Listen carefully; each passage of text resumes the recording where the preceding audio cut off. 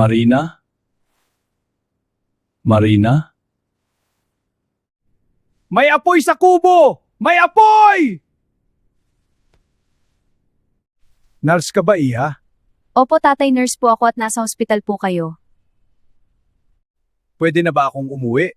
Wala pa pong sinasabi ang doktor niyo po, tay. Baka kasi malaki ang babayaran ko dito. Ayos na naman ang pakiramdam ko, baka pwede na. Tay, mga gamot lang naman po pero bayad ng lahat. Sino nagbayad?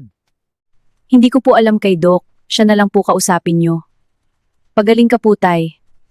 Kumusta ka na, Isko? Ayos na pakiramdam ko. Ano ba talaga nangyari sa'yo? Hindi ko din maintindihan.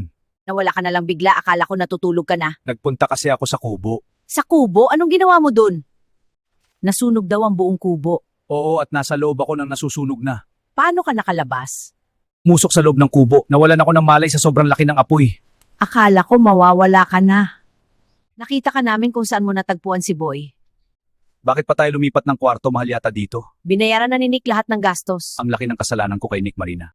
Sinabi ko na lahat kay Nick, alam na niya. Anong sabi niya? Galit ba siya sa akin? Hindi, may mga naririnig na daw siya noon.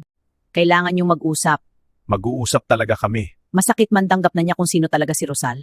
Inaalala ko, Isko, yung mga kalahi ni Rosal. Babalikan tayo nila, lalo na si Nick. Lalo ka na ikaw ang dahilan kung bakit nawala si Rosal. Baka buhayin nila uli si Rosal. Posible yan, magugulo na naman ang baryo natin. Anong gagawin natin? Mahina ka pa. Babalikan ka nila.